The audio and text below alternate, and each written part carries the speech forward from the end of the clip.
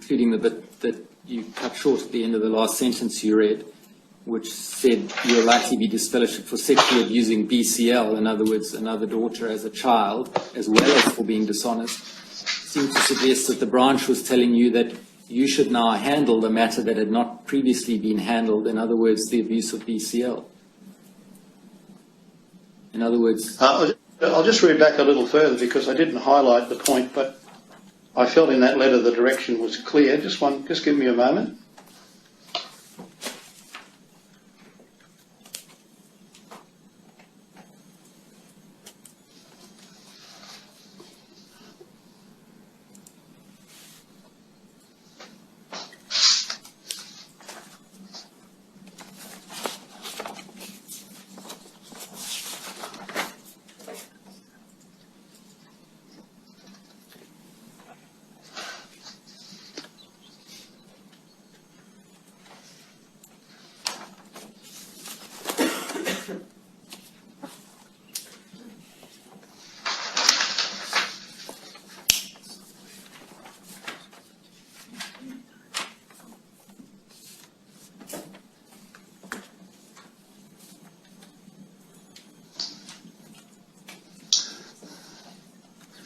I think I had reference to that, the first paragraph that I read, that we weren't to follow up on the matter regarding BPG.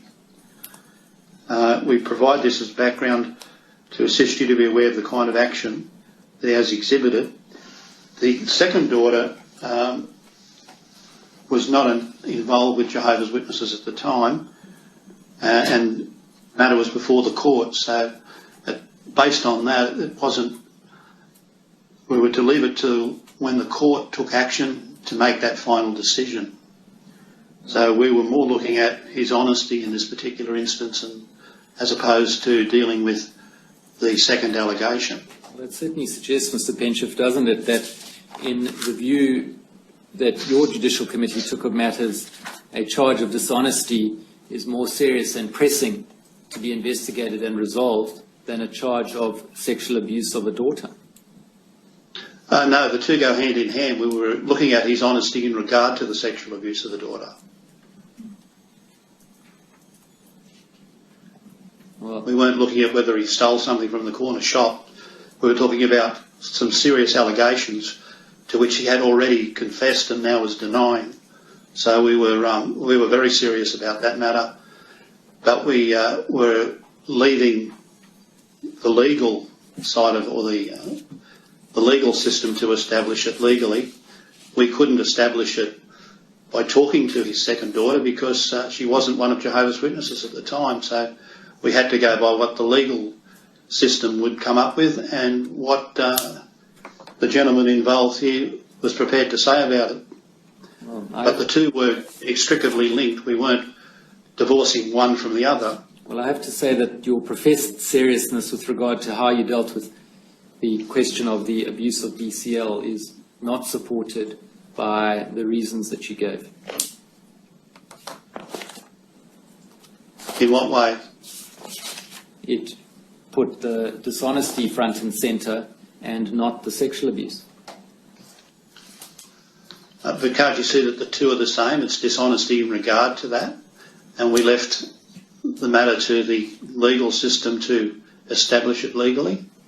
Well, perhaps we'll leave that, Mr. Penshoff, as a matter for submissions in due course. Can I ask you to have a look at tab 46?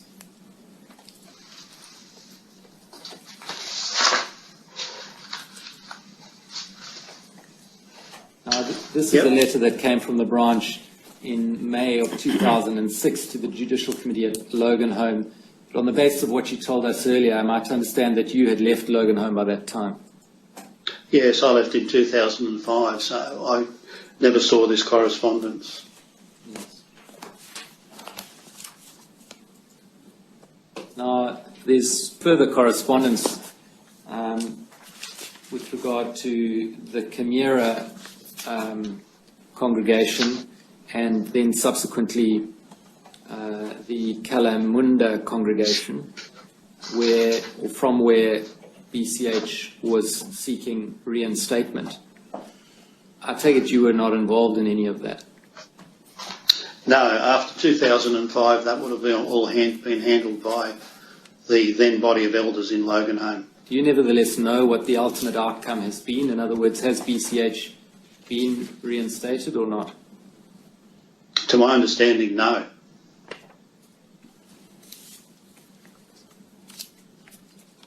Thank you, Your Honour. Those are my questions. Does anyone else have any questions? Yes, Your Honour. Mr. Coyne, the only one? None from me, Your Honour. Yes, Mr. Coyne. Thank you. For the record, my name is Coyne. I represent Mr. Pensheth and others. Could we bring up tab 46, please? Mr. Pensheth, you have a copy of tab 46, do you not? I do, yes. That was the letter that you were just directed to? Yes.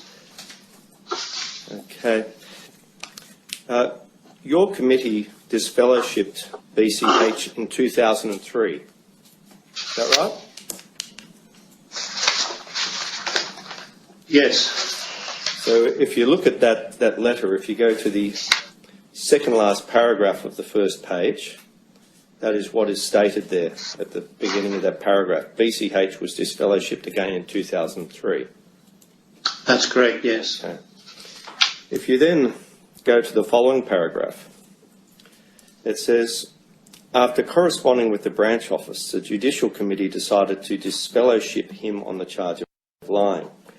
The S77 report stated that he has continued to change his story depending on what he thinks is the most expedient at the time, and that on 3 separate occasions he denied the charges but later confessed. They wrote, and when they say they wrote, that's talking about your committee, is that correct?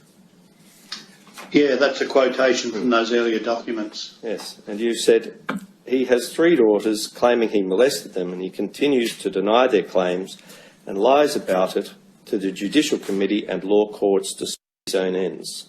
Although the Judicial Committee were aware of further allegations of sexual abuse being raised by 2 other daughters, it appears that they did not make any statements to the elders at the time. Apparently they received legal advice not to disclose this information, as it may have prejudiced the legal case against their father. Correct?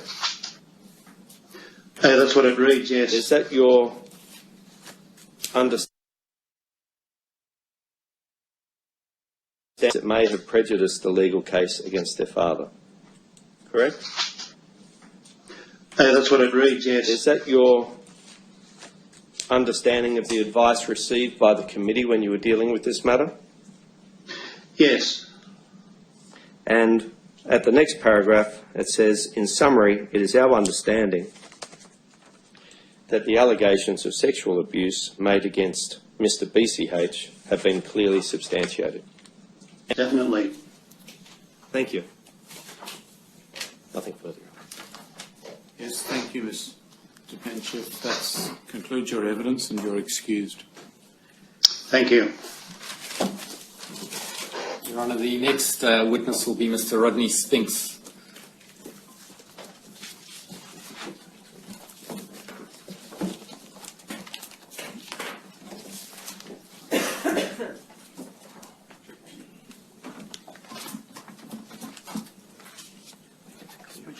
Is there a Bible over there? One of those?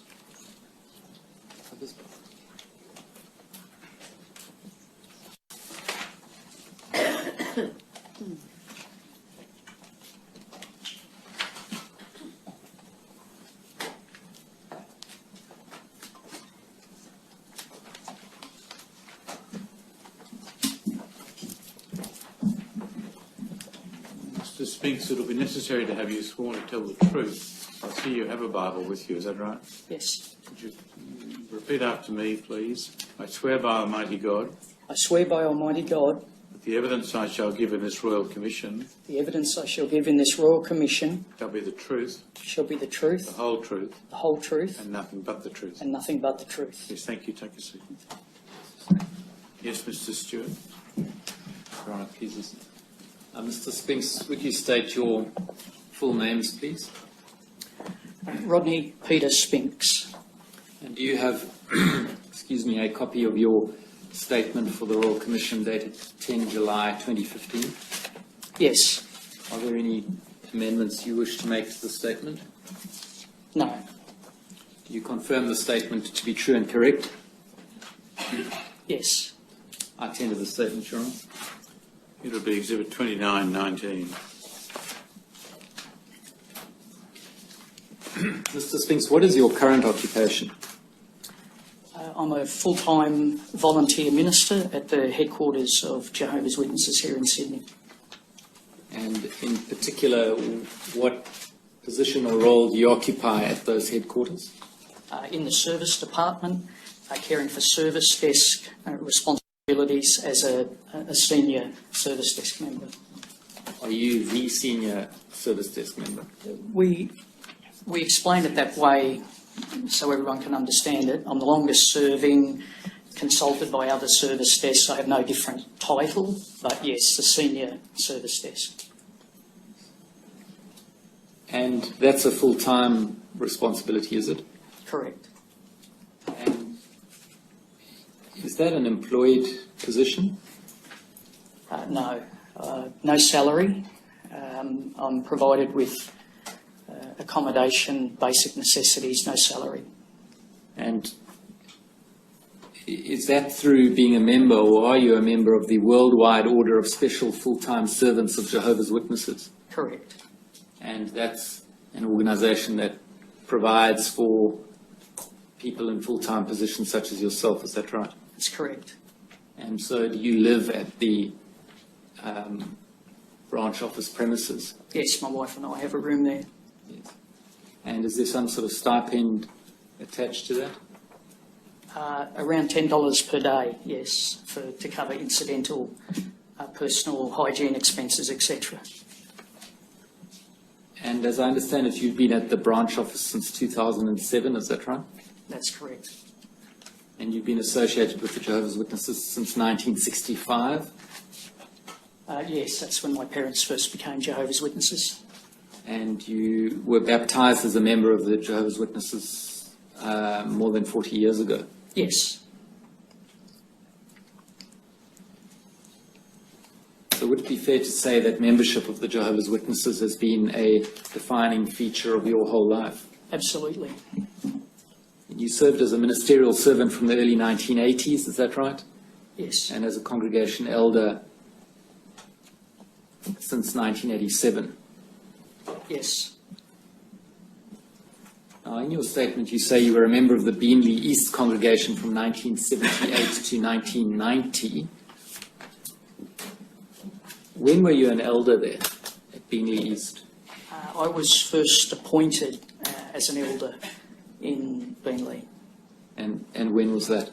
I think from recollection it was 1987.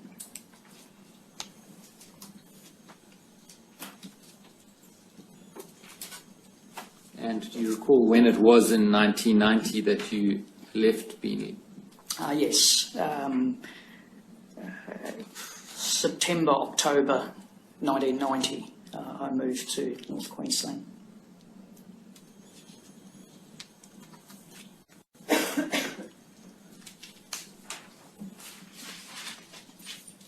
Now, you've mentioned there's a service desk at the branch office. How many people work at the service desk? In the 8.5, 9 years I've been there, it's varied according to workload. Presently, 5 members specifically service desk. It has been more, but currently 5. And how many people work at the branch office in total? Again, it varies. They're all volunteers, between 350 to 400 at any time.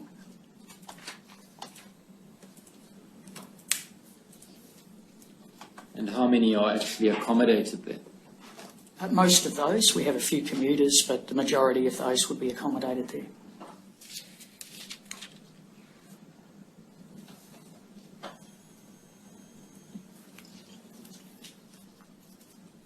So since 10 July and now, which is the 4th of August, has the number of people at the service desk changed considerably? No, not considerably. I think one older member has gone to other duties, but it's been a similar number in the time that I've been there, maybe one or two more at various times. Well, perhaps you can clarify for me, is there a distinction between the service department and the service desk?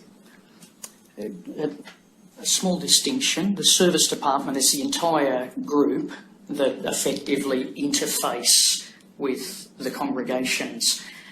And so the duties all relate to what we would call the service or ministry. So the 5 I've spoken of specifically deal with congregation spiritual type matters. But we have a desk and assistant caring for conventions, for the formation of new congregations, for maintenance of the jw.org website, etc. I see. And the legal department, is that separate from the service department? It's located separately within the branch office there with its own staff. And so what other departments are there besides service and legal? So we have a large printery, so there's a significant number of the volunteers are engaged with our large printing presses. We have a large shipping department where trucks coming and going and literature coming in and out. In addition, we obviously have a graphics department for the preparation of materials, a number of support services, large housekeeping contingency. We have a large kitchen and dining room that are all well staffed. We have volunteer engineering, gardening, etc. And we also have a large design build office for construction of Kingdom Halls and branch offices in the region. So that's just a few of the departments. There are others too. And the 350 to 400 volunteers who reside at the branch headquarters, if I might refer to it as that, are they separately members of congregations, or is there a congregation there? What do they do for their ordinary weekly worship?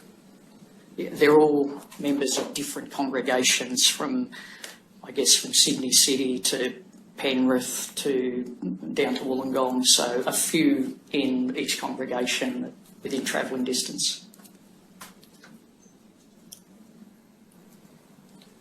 Can you explain what is the responsibility of the service department as a whole, and in particular distinguishing it from the legal department? So how we would define it internally, and I'm happy to expand on that, but the service department deals with the theocratic or spiritual aspects, particularly of the work.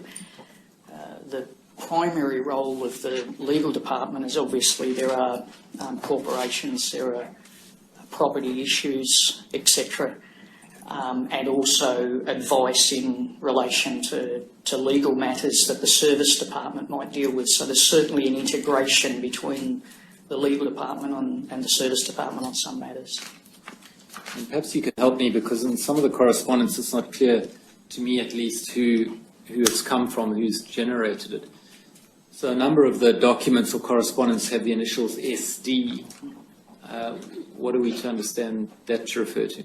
That certainly comes out of the service department. Right, but not necessarily. The service correspondence have the initials SD. What are we to understand that to refer to? SD. There are the initials SSA. How are we to understand that?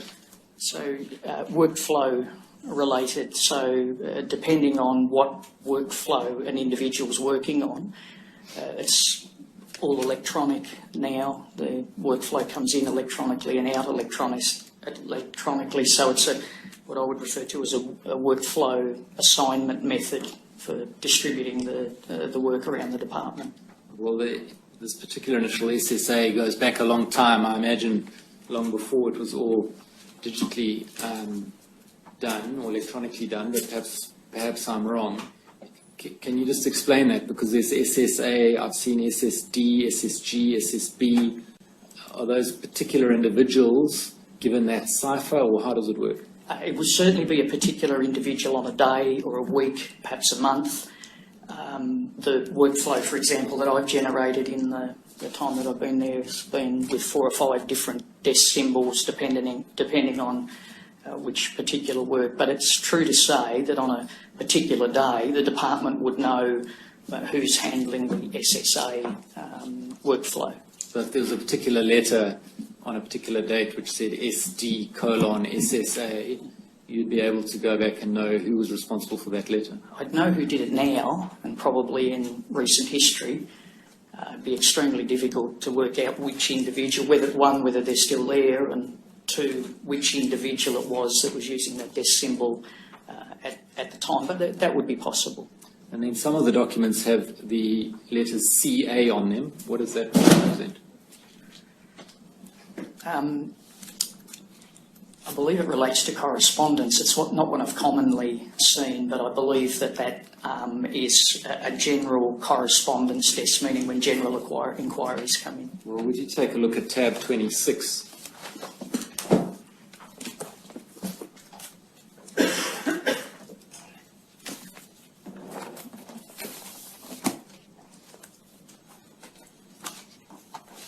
You'll see that this is the disfellowshipping or disassociation S77 form in relation to BCH, recording the date that he was disfellowshipped and then later reinstated, and it has in the top right-hand corner CA 18 January 77 form in relation to BCH, recording the date that he was disfellowshipped and then later reinstated. That each letter that came in physically would be opened by the elder at the correspondence desk, and he's date stamped it, so that would be whoever was opening correspondence on the 18th of January 1993. But the CA representing that it was the correspondence desk, or representing that it was a particular elder? What is this? To my knowledge, sorry. Carry on. To my knowledge, there's only ever been, certainly in my time, it's not a large task, one elder opening the mail, so whoever it was at that time, that's certainly way before my time, but it would have been the elder who was opening the mail that day.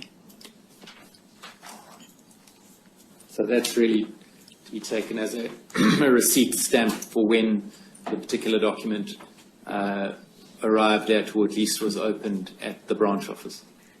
Yes, primarily as a date stamp to say that's the date we received it. Now, SSB, I take it as another workflow designation, as with SSA, is that right? That's correct. And LLC? LLC would generally be from the legal department if it starts with an L. All right, and then LLD, similarly, I assume? Yes. And LLF? Yes. And what about SF? That would be out of the service department. On the same basis as SSB or SSA, or designating something different? I'm not sure why the different designation there. Sometimes the additional symbol related to an elder who was a secretary, that's not been constant, but SF is definitely a service department desk symbol that's been used. Thank you.